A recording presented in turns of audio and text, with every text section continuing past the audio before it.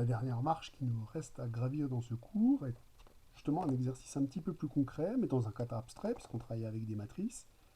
On va travailler avec cet espace M2,2R, muni de sa structure euclidienne canonique, et on me demande de calculer la distance entre H et V.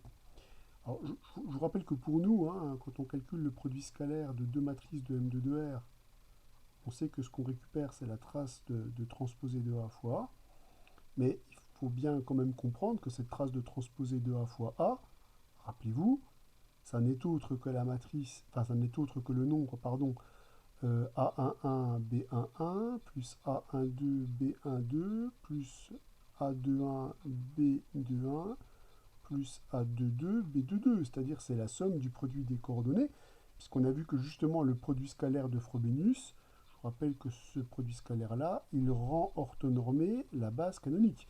C'est pour ça qu'on appelle le produit scalaire canonique. Il rend orthonormé la base canonique de M2,2R. Donc ça, il faut quand même avoir ça en tête, puisqu'on va calculer des produits scalaires entre des matrices. Évidemment, il faut être efficace si on doit calculer ces produits scalaires ou si on veut deviner certaines propriétés. Donc on est dans un cadre parfaitement euclidien, puisqu'on a un espace vectoriel qui est muni d'un produit scalaire, et on veut calculer la distance entre H et V est clairement un sous-espace vectoriel de M2,2R, puisque je peux dire que c'est l'espace vectoriel engendré par la matrice identité. Si je regarde ce qui est accroché au paramètre A, et la matrice 0, moins 1, 1, 0, si je regarde ce qui est accroché au paramètre B. En plus, on s'aperçoit que les deux matrices qui sont ici, que je vais appeler respectivement C et D, ces deux matrices-là, elles sont orthogonales. Effectivement, si vous calculez le produit scalaire de la matrice C par la matrice D, comme la matrice C, c'est l'identité, vous récupérez que la trace de transposé de C fois D, c'est en fait la trace de l'identité fois D, c'est la trace de D, et la trace de D, elle est évidemment nulle. Donc ces deux matrices-là, elles sont orthogonales. Ou alors, vous dites c'est 1 fois 0, plus 0 fois 1, plus 0 fois moins 1, plus 1 fois 0, ça fait 0. Bon, de toute façon, si on a montré que ça fait 0 par une méthode, on montre que c'est 0 par l'autre méthode. Donc ce qui est cool, c'est que là, on a a priori deux matrices orthogonales. Donc on dispose déjà gratos d'une base orthogonale de V. Pour avoir une base orthonormée, il suffit de calculer la norme de ces vecteurs. La matrice C, donc, c'est l'identité. Donc là, je vais récupérer la trace de l'identité qui vaut 2. Ce qui veut donc dire que la norme euclidienne de C, elle vaut racine de 2. Et si vous calculez la trace de la matrice transposée de D fois D, vous récupérez aussi 2, il suffit de faire le calcul. Et on récupère donc que la norme euclidienne de D, c'est racine de 2. Donc en fait, c'est super parce qu'on constate que la matrice 1 sur racine de 2 multiplié par la matrice, bon je vais l'appeler identité quand même, la matrice C. Donc 1 sur racine de 2 de l'identité et 1 sur racine de 2 fois la matrice D qui est ici. Ces deux matrices-là, elles forment directement une base orthonormée de l'espace vectoriel V. Donc ça c'est quand même plutôt cool, on a une base orthonormée de V. Alors nous on nous demande de calculer la distance entre H et V. Donc là on peut appliquer les théorèmes sur les espaces euclidiens. On sait que cette distance-là, soit je dis que c'est la norme de H moins PV de H, ou alors je dis c'est la norme de la projection sur l'orthogonale de V du vecteur H. Soit ça, soit ça.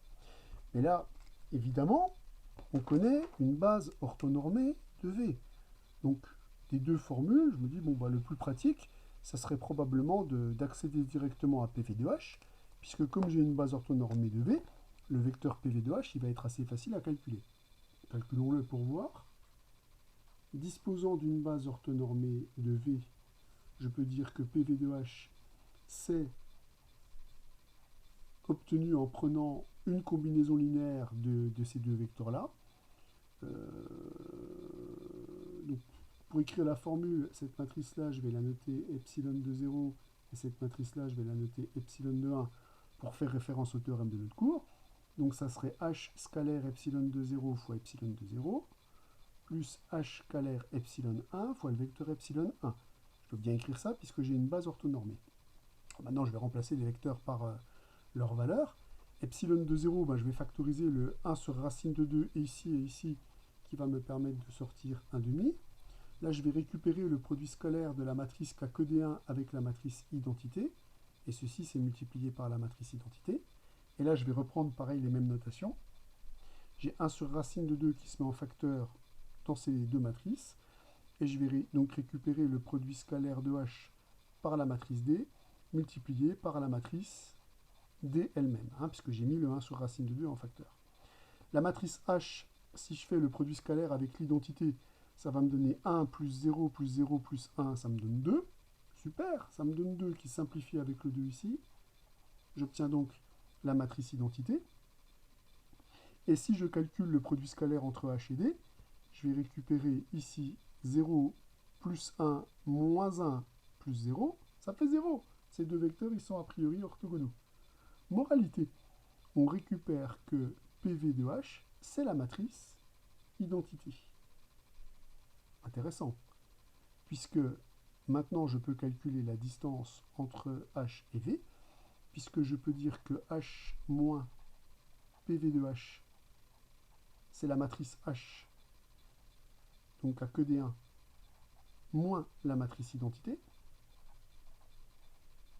Donc je récupère une matrice antidiagonale, cette matrice antidiagonale. Et donc la distance entre H et V, c'est la norme de cette matrice. La norme de cette matrice, comme je travaille dans la norme canonique, c'est racine de 2.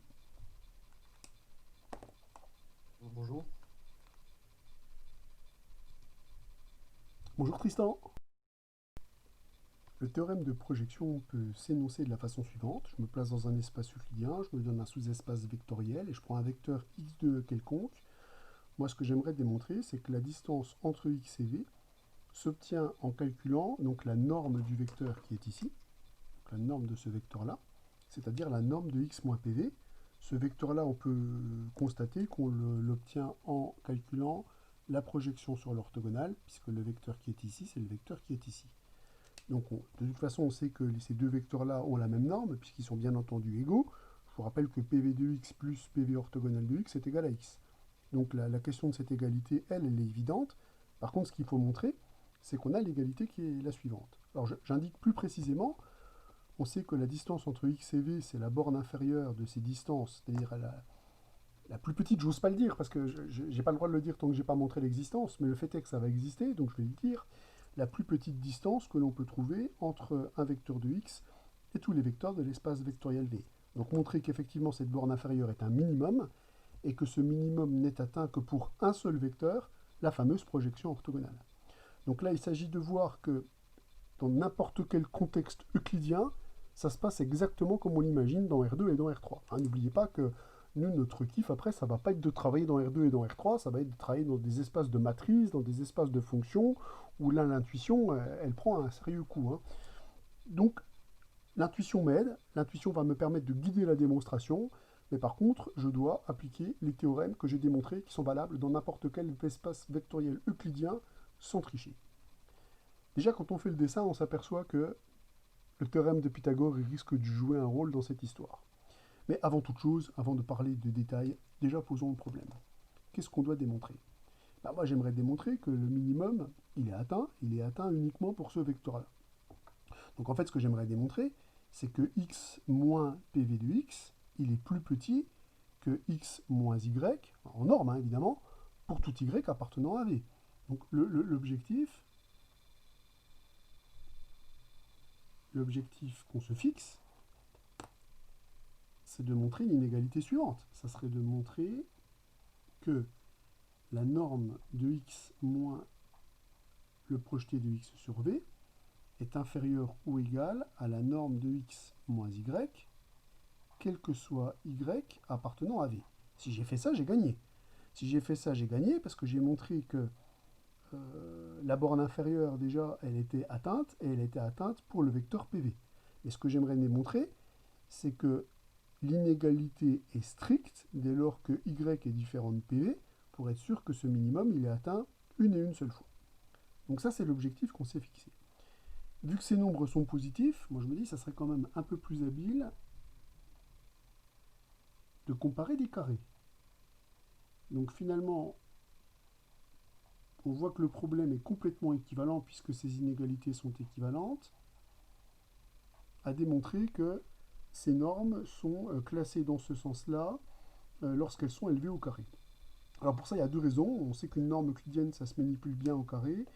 Et la deuxième raison, c'est quand même la raison principale, c'est le théorème de Pythagore. Comment on va mesurer les distances au carré? On pense tout de suite au théorème de Pythagore. Alors pour ça, il faut s'inspirer du dessin. Hein.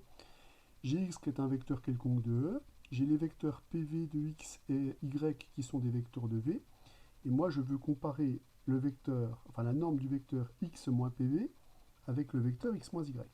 Alors déjà, il y a un truc que je constate, c'est que le vecteur x moins PV de x, ça, c'est un vecteur qui est, c'est le vecteur qui est là, c'est un vecteur qui est dans l'orthogonale de V. Donc il y a déjà ce premier constat, on a un vecteur de l'orthogonale de V. Pour appliquer le théorème de Pythagore, il nous faut un vecteur de V. Or, on constate aussi assez facilement que j'ai deux vecteurs de V dans l'histoire ici. Le vecteur PV de x est un vecteur de V, et le vecteur y est un vecteur de V. Donc toutes leurs combinaisons linéaires vont être des vecteurs de V. Donc je vois bien quoi faire de ce vecteur-là, mais ici, comment je vais pouvoir le comparer au vecteur PV de x et au vecteur PV de y? Quelle serait l'idée? Si on regarde le dessin, on voit que ça paraît quand même assez légitime quand on veut calculer la norme de x moins y pour reconstituer les vecteurs qui sont ici, d'introduire justement le vecteur qui va me permettre de construire un vecteur de V et un vecteur de l'orthogonale de V. Donc là, j'ai envie de dire, on va faire un coup de théorème belge en écrivant PV de x et en l'éliminant dans la foulée pour faire d'une pierre deux coups. Dans un premier temps, ici, je fais apparaître un vecteur qui est dans l'orthogonale de V, et dans un second temps, je fais apparaître un vecteur qui est dans V, puisque ce vecteur-là, il va être combinaison linéaire de vecteurs de V. Comme ici, je travaille avec des normes au carré, et comme ces deux vecteurs sont orthogonaux, on peut appliquer le théorème de Pythagore.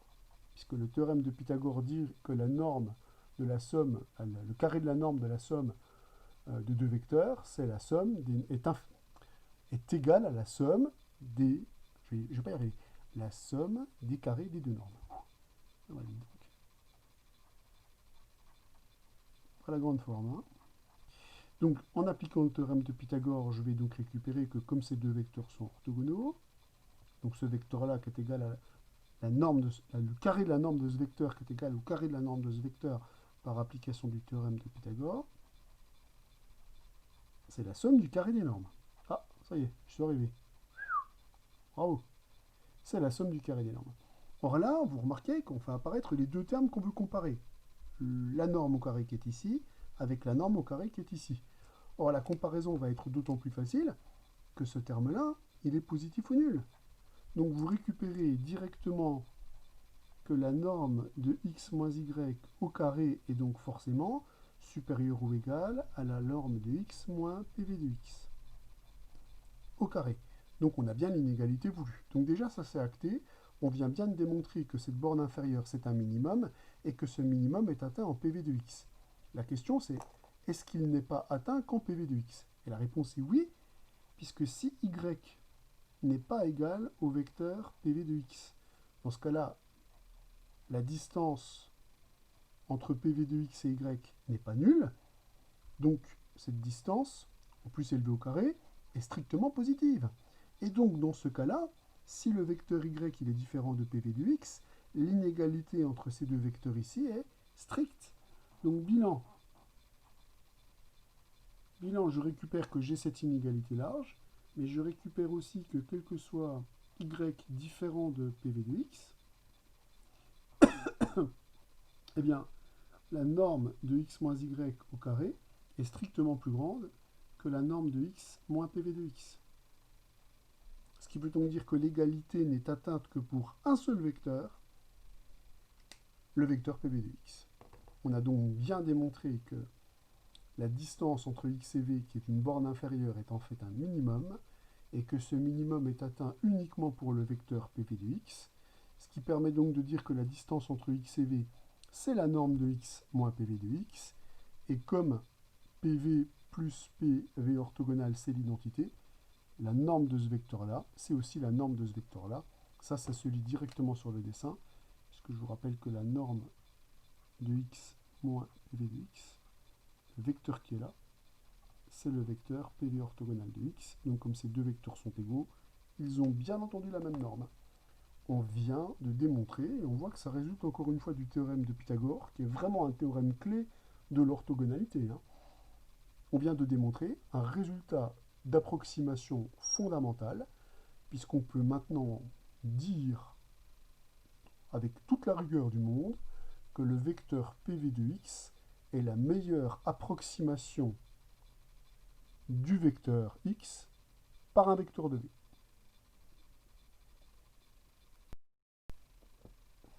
Alors un petit exercice, on est dans l'abstraction, et pour vous montrer que ce théorème de projection, parfois, il peut être moins intuitif quand on travaille dans un espace vectoriel qui n'est pas R2 et qui n'est pas R3. Par exemple, le cas de l'exercice numéro 11, où on travaille dans un espace de matrice. Donc on munit Mn de R de son produit scalaire canonique, le produit scalaire de Frobenius, et on nous demande de calculer la borne inférieure pour A appartient à Sn de R des normes de A moins Sn.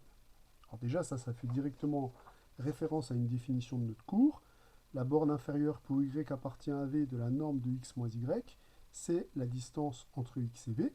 Donc en copiant simplement ce modèle-là, ce qu'on est en train de calculer ici, c'est la distance entre la matrice A et l'espace vectoriel Sn de R. C'est la distance euclidienne, évidemment pour la distance induite par Frobenius, c'est la distance entre A et Sn. Alors on est dans un espace euclidien, Mn de R c'est de dimension finie, c'est de dimension n carré. Le PS de Frobenius, c'est un produit scalaire, donc on est complètement dans le cadre d'application du théorème de projection. Donc d'après le théorème de projection, là on va tout de suite appliquer le théorème déjà pour voir ce qu'il donne et voir si on est en mesure de calculer. Après le théorème de projection, parce que là ça rigole pas, on est dans des espaces abstraits, eh bien on peut dire que cette borne inférieure, qui est la distance donc entre A et Sn, ça on l'a déjà dit, d'après le théorème de projection, oh purée, j'ai oublié ce que dit le théorème de projection, putain, je ne peux pas oublier le théorème de projection, vous voyez. Je veux dire, n'importe quel ouvrier de travaux publics qui travaille sur un chantier, pour calculer la distance entre un vecteur et un plan, alors un plan c'est par exemple, je sais pas, vous imaginez, il a une dalle, il a un étage, il veut calculer la distance entre l'endroit où il est et le sol, il va tirer un fil à plomb pour calculer cette distance. Donc pas de sens pratique. Et le sens pratique en mathématiques, c'est vraiment terriblement important. Le bon sens, le bon sens, le bon sens, je vous ai dit, mes grands-parents appelaient ça le bon sens paysan, aussi parce qu'ils étaient paysans. Mais vraiment, on n'en manque pas. Moi, ce que je veux, c'est calculer la distance entre A et Sn de R. Et j'imagine que j'ai complètement oublié la formule. Un truc impensable, je sais, mais ça arrive. Vous voyez, je suis fatigué, j'ai oublié ma formule. Donc je fais mon petit dessin, j'ai mon vecteur A qui est ici. Alors on va me dire une matrice par un vecteur. J'ai envie de vous dire un peu d'imagination. On est en train de faire des dessins, on est en train de se dire, mais qu'est-ce qui se passerait si j'étais dans R3? Donc je fais comme si Sn c'était un sous-espace vectoriel de R3, comme si le supplémentaire de Sn, eh bien c'était une droite vectorielle, et j'essaye de me remémorer la formule. Alors je me dis, là mon brave ouvrier de travaux publics, il est là, il veut mesurer la distance au sol. Comme c'est quelqu'un de fort malin et intelligent, il prend son fil à plomb, et il le fait tomber jusqu'au sol. Et il mesure.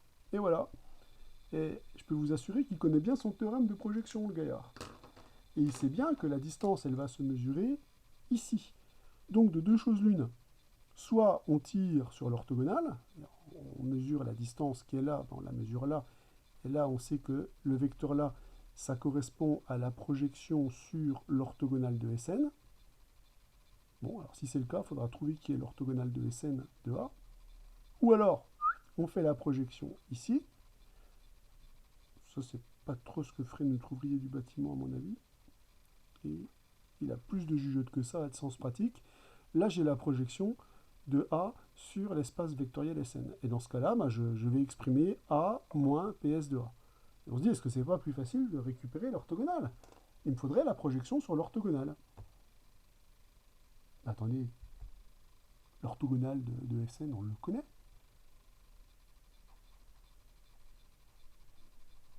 On a vu que Mn de R, c'était Sn de R plus An de R. Ces deux sous-espaces vectoriels, ils sont évidemment supplémentaires de Mn de R. Et en plus, on avait vu qu'ils étaient orthogonaux pour le produit scalaire de Frobenius. Donc en fait,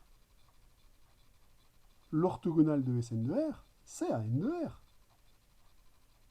Donc finalement, ce que j'aurais à calculer ici, c'est la norme. Alors si je complète ma distance, la distance entre A et Sn, maintenant j'ai retrouvé mon théorème, avec un peu de bon sens, c'est la norme de A moins le projeté orthogonal de A sur Sn de R.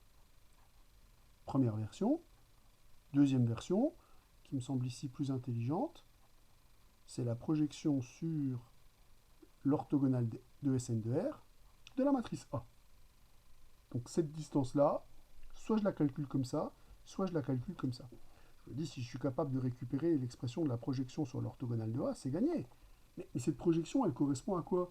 Je vous rappelle que quand vous faites une projection, il suffit de prendre la composante par rapport à cet espace vectoriel-là. Or, le fait que ces sous-espaces vectoriels soient supplémentaires, on ne l'avait pas hérité d'un théorème abstrait.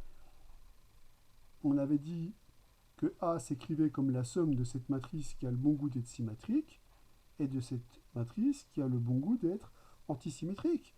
Donc là, je sais parfaitement décomposer ma matrice en la somme d'une matrice symétrique et d'une matrice antisymétrique.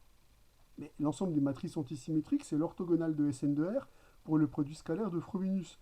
Ce qui veut donc dire que la composante que je cherche, le vecteur que j'écris là, je vais l'écrire en gros vert, le vecteur en gros vert ici, c'est exactement le vecteur qui est là. C'est la projection sur l'orthogonale de Sn. Et donc, la norme qui est là, c'est simplement quoi? C'est la norme de A moins transposé de A sur 2. Si vous préférez, c'est 1 demi de la norme de A moins transposé de A. Alors après, on peut aller un petit peu plus loin, puisque la norme qui est là, c'est la norme de Frobenius. Donc moi, je vais calculer ma norme au carré, puisque j'aime bien calculer les normes euclidiennes au carré. Et je sais que la norme de Frobenius, c'est la trace de la transposée de cette matrice fois cette matrice. Donc on peut aller effectivement un tout petit peu plus loin, en développant ici les expressions. Donc la trace d'une combinaison linéaire, c'est la combinaison linéaire des traces. Et la trace de la trace, c'est la matrice A, puisque la trace est une application involutive. Puis là, on peut s'amuser à développer si ça nous fait plaisir. On va récupérer la trace de transposé de A fois A, moins la trace de transposé de A fois transposé de A, moins la trace de la matrice A fois la matrice A, donc la trace de la matrice A au carré, plus la trace de A fois transposé de A. Mais alors ça, c'est en fait le produit scalaire de la matrice A par la matrice A. Ce produit scalaire, je vais le récupérer deux fois. Et là, je récupère moins deux fois le produit scalaire de la matrice A par la matrice transposée de A. Produit scalaire au sens de Frobenius. Donc vous pouvez dire c'est 2 fois A transposé de A, moins 2 fois le produit scalaire de la transposée. Attendez, je dis... Là, je peux bien dire ça comme ça. Non, je peux le dire comme ça et je peux le laisser comme ça. Ou je peux dire, si je veux vraiment écrire ça à l'aide de la trace, donc au final que la norme au carré de A transposé de A, c'est donc 2 fois la trace de transposé de A fois A, si je veux écrire ça vraiment proprement avec la trace. Et la trace de cette matrice, c'est la trace de sa transposée, donc c'est aussi la trace de A au carré, donc moins 2 fois la trace de la matrice A au carré. Voilà ce que je récupère. Et si je veux exactement le calcul de la norme, j'ai qu'à prendre la racine de ce truc-là et c'est gagné.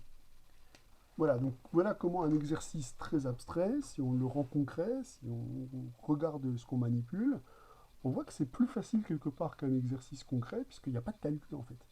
Il y a zéro calcul. On avait construit une structure euclidienne sur un espace vectoriel normé pour pouvoir résoudre des problèmes qui sont liés à des problèmes de distance. Ce dernier paragraphe, justement, va être lié à un problème de ce type-là. On va parler du théorème de projection. Théorème de projection orthogonale, pour le coup, ça, on va comprendre pourquoi. Et le problème qui va être à résoudre va être le suivant. Donc, évidemment, le cadre, c'est E, un espace euclidien. C'est-à-dire un espace vectoriel réel muni d'un produit scalaire. Quand vous vous rappelez, quand on a un produit scalaire, on a une norme. Quand on a une norme, on a une distance. Donc, pour mesurer la distance entre deux vecteurs de E, c'est pas bien compliqué, la distance euclidienne entre ces deux vecteurs, pour la structure euclidienne qu'on a mis en place, c'est la norme de la différence du vecteur x et du vecteur y. Donc maintenant, le problème va être le suivant. Je suis dans un espace euclidien, je me donne un espace vectoriel, un sous-espace vectoriel de cet espace euclidien, que je vais appeler V, donc un sous-espace vectoriel de E. Et mon objectif, c'est de minimiser, si c'est possible, pour un vecteur de E quelconque, la distance entre le vecteur x et les vecteurs de l'espace vectoriel V. Donc moi, ce qui va m'intéresser, c'est de travailler avec toutes les distances possibles entre x et y, où y varie dans V. Et moi, ce que je veux, c'est optimiser ça, c'est-à-dire trouver, si c'est possible, la plus petite distance entre le vecteur x et n'importe quel vecteur de V. Donc là, si on essaye de donner un sens géométrique à ce problème, donc si je me place dans R3 et que V c'est un plan, je me donne un vecteur x quelconque. Ce que je cherche, c'est à regarder la distance entre x et tous les vecteurs de V et essayer de voir si il existe un vecteur pour lequel la plus petite distance est atteinte. Encore est-il que je n'ai encore pas dit ce que c'était que la plus petite distance et si ça avait un sens. Donc voilà l'objectif, c'est de trouver l'optimisation, l'optimisé du vecteur x dans l'espace vectoriel V, c'est-à-dire le vecteur de V le plus proche du vecteur x. Alors quand on fait un dessin, on a déjà une petite idée de la situation. Quand on est dans R3, on a l'impression que cette plus petite distance, elle serait donnée par le vecteur pour lequel j'ai un angle droit ici. Si je travaille dans R3 muni de la structure euclidienne canonique. Or ce vecteur-là, on le connaît bien. Le vecteur qui est ici, ça serait a priori le vecteur PV de x. Et donc la distance à mesurer, ça serait la distance là. Ça serait donc la norme de x moins PV de x. Donc on a l'impression que dans un espace euclidien, la solution du problème qu'on va poser, elle va faire intervenir assez naturellement la projection orthogonale. Mais pour ça, il faut que je définisse ce que c'est que la distance entre un vecteur et un sous-espace vectoriel. Et après, on regardera si la situation qu'on a posée ici, eh bien, on peut la généraliser et on peut démontrer ce qu'on semble voir ici sur le dessin dans un espace euclidien défini de façon complètement quelconque. Si on écrit noir sur blanc ce qu'on vient de dire oralement, on est en train de définir la distance entre un vecteur et un sous-espace vectoriel en disant je veux prendre, sous réserve de sens bien entendu, hein, la plus petite distance possible entre le vecteur x et les vecteurs de l'espace vectoriel V. Donc en fait je pose ça comme définition, mais attention, cette définition pour qu'elle ait un sens, il va falloir quand même qu'on justifie correctement que la borne inférieure de cet ensemble existe. Donc en fait la borne inférieure que je suis en train de définir ici, c'est la borne inférieure de l'ensemble oméga. Donc il va falloir explorer d'un petit peu plus près ce que c'est que cet ensemble oméga et de voir s'il possède une borne inférieure.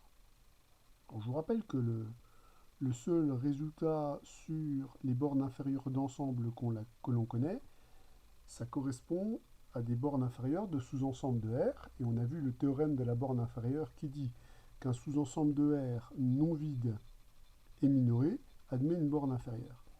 Donc il va falloir prouver ces trois propriétés. Alors déjà, oméga, c'est un ensemble de nombres réels, puisqu'ici c'est des nombres réels. Donc déjà, oméga est inclus dans R. On peut même dire que oméga il est inclus dans R+, puisque ces nombres réels sont positifs. Donc là, on fait d'une pierre deux coups. Oméga est un sous-ensemble de R, et oméga est aussi minoré par 0. Donc on peut déjà dire que oméga est un sous-ensemble de R minoré par 0. Je peux aussi affirmer assez facilement que oméga n'est pas égal à l'ensemble vide, puisque comme je peux trouver un vecteur dans V, par exemple le vecteur nul, je peux dire que le nombre norme de x est un élément de oméga. Donc je vais tout de suite dire ça. Le vecteur nul appartient à V puisque V est un sous-espace vectoriel. Donc dans cet ensemble-là, je vais trouver le réel norme de x qui est bien un élément de oméga, ce qui permet de dire que oméga n'est pas l'ensemble vide. Donc compte tenu du fait que oméga est un sous-ensemble de R minoré et qu'il n'est pas vide, par théorème de la borne inférieure, on peut dire que cette borne inférieure existe. Donc, on peut bien dire que par théorème de la borne inférieure, ou de la borne supérieure, hein, on appelle souvent le théorème de la borne supérieure le théorème qui permet de justifier de l'existence d'une borne sup et d'une borne inf. Donc par théorème de la borne supérieure, on récupère donc que la distance entre D et V est bien définie, puisque cette borne est bien définie, et que c'est un nombre positif, puisque c'est la borne inférieure d'un sous-ensemble de R+. Donc comme 0 est un minorant, la borne inférieure, elle est plus grande que le plus petit des minorants. Donc voilà, le décor est planté, et nous, ce qu'on aimerait, c'est proposer un calcul concret de cette distance, parce que là, pour l'instant, je donne une définition sur laquelle il est difficile d'imaginer faire des calculs. Donc nous, ce qu'on aimerait, c'est donner, expliciter ce que c'est que la distance entre x et v, en prenant en compte le contexte euclidien, et les premières investigations qu'on a pu faire dans R2 et dans R3 nous poussent à croire que la projection orthogonale sur V, elle va jouer un rôle dans le calcul de cette distance. Maintenant, à nous de formaliser le théorème et surtout de le démontrer. Le premier exemple qu'on va traiter est un exercice que vous avez, alors c'est peut-être pas un exercice en terminale, mais c'est une formule que vous avez vue en terminale, que vous avez probablement oublié, mais à mon avis vous l'avez revue cette année en physique et en sciences industrielles. Là on va simplement en faire une démonstration éclair, rapide, remarquable. Alors le contexte, déjà on se place dans R3, qu'on munit de son produit scalaire canonique, et on définit un plan de R3. Alors un plan, on sait que c'est un plan maintenant, parce qu'il est donné par une équation, et on va voir tout ce qu'on peut dire juste en parlant. L'objectif est de calculer la distance entre n'importe quel vecteur de R3 à ce plan H. Alors déjà, on a une équation. Une équation, ça nous fait penser à une forme linéaire. Donc première chose qu'on regarde, c'est est-ce que là, il n'y a pas un produit scalaire lisible, produit scalaire qui se construit avec le produit scalaire canonique? Alors, la réponse est bien entendu oui, puisque si je considère le vecteur de coordonnées ABC, vous voyez que le produit scalaire entre x, y, z et ABC, c'est exactement ax plus by plus cz, puisque le produit scalaire, c'est le produit scalaire canonique. Donc on voit tout de suite qu'il y a un vecteur qui va jouer un rôle plutôt intéressant, c'est le vecteur n, dont les coordonnées sont A, B, C. Alors ce vecteur-là, il est bien, mais il a un défaut, c'est qu'il n'est pas normé. Donc dans la foulée, je le norme. Et ce vecteur, pourquoi il est diablement intéressant? Parce qu'on peut directement dire que l'ensemble H, c'est l'ensemble des x, y, z de R3 qui ont un produit scalaire nul avec le vecteur n. Donc on peut déjà d'ores et déjà dire que H, c'est l'orthogonale de n, ou si vous voulez manipuler un espace vectoriel sous l'orthogonale, c'est vect de n orthogonale. Donc déjà, on peut dire ça rien qu'en regardant la définition de H. Donc de là, on en déduit que H est déjà un espace vectoriel. Bon, ça on s'en doutait un peu, puisque c'est l'orthogonale d'un ensemble. Mais ce qu'on obtient, c'est que l'orthogonale de H, c'est l'orthogonale, le double orthogonal de ce sous-espace vectoriel. Donc c'est la droite vectorielle engendrée par n. Donc la dimension de l'orthogonale de H est égale à 1, et la dimension de H est pour le coup égale à 2, puisqu'on sait que la somme des dimensions de H et de son orthogonale, c'est la dimension de l'espace ambiant, c'est donc 3. Donc, il n'y a pas de lézard. H, c'est bien un plan vectoriel. On a sa direction orthogonale qui est donnée par le vecteur normé n qu'on a indiqué ici. Bon, on pourra peut-être faire un petit dessin. Hop, donc mon H ici, c'est un plan. Et mon vecteur n, il dirige ce qu'on appelle la normale à ce plan. Si je reprends le vocabulaire de la méca. Voilà, on est dans cette situation-là. Et nous, ce qu'on veut, c'est calculer la distance entre n'importe quel vecteur U de R3 au plan H. Alors bah ça, on sait à quoi correspond cette distance. On sait que pour calculer cette distance, on va effectuer la projection orthogonale sur le plan H. Donc là, on va récupérer PH de U. Et donc, nous, la distance qu'on cherche à calculer, elle se calcule ici. Donc là, je peux appliquer le théorème de mon cours en disant que la distance entre U et H, c'est donc la norme de U moins PH de U. Je peux l'exprimer comme ça. Mais je peux aussi l'exprimer en disant que c'est la norme de PH orthogonale de U. Alors là, quelle est la bonne question qu'on doit se poser? La bonne question qu'on doit se poser, c'est quand on projette toujours sur l'espace vectoriel qui a la dimension la plus petite. Là, j'ai le choix entre projeter sur H ou projeter sur la droite vectorielle dirigée par n. Voilà, vu que la droite vectorielle dirigée par n, on en a déjà un vecteur normé avec cette dimension 1, quitte à faire, on a plutôt intérêt à calculer pH orthogonal de U. Parce que pH orthogonal de U, là, le calcul, il va être enfantin. On a une formule. C'est la formule du collège. Pour calculer la coordonnée d'un vecteur selon un axe, il suffit de calculer le produit scalaire de ce vecteur par un vecteur normé qui dirige l'axe. Donc voilà l'expression de la projection sur l'orthogonale de cette droite vectorielle. Donc là, je viens d'effectuer cette projection-là.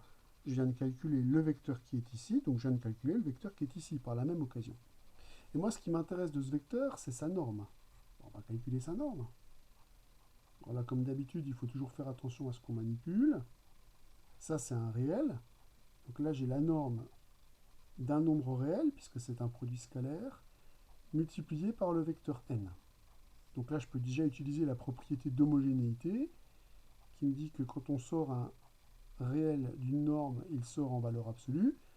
Et là, je vais récupérer la norme du vecteur n, mais n, on a pris le soin de le normer, donc cette norme vaut 1. Donc on n'a plus qu'à calculer la valeur absolue du produit scalaire de U par n, produit scalaire canonique. Donc le vecteur U, c'est le vecteur de coordonnées x0, y0, z0, le vecteur n, c'est ce vecteur-là. Donc je récupère la valeur absolue de ax0 plus by0 plus cz0, le tout divisé par la racine de a carré plus b carré plus c carré. Là, vous retrouvez une formule que vous avez vue en terminale. On voit en plus que cette formule, elle est en tout cas pas idiote, puisque si vous prenez un vecteur qui est dans H, la distance entre U et H, elle est nulle, bien entendu. Il se trouve que si le vecteur U est dans H, ses coordonnées vérifient l'équation du plan, donc le numérateur est nul et la distance, elle est bien nulle. Donc là, on est sûr qu'on n'a pas écrit quelque chose d'idiot, et en plus, c'est juste. Mais vous voyez, vérifier qu'on obtient bien 0 lorsque le vecteur est dans H, c'est quand même un truc qui prend pas longtemps, qui nous permet de nous rassurer, on n'a pas écrit une ignominie.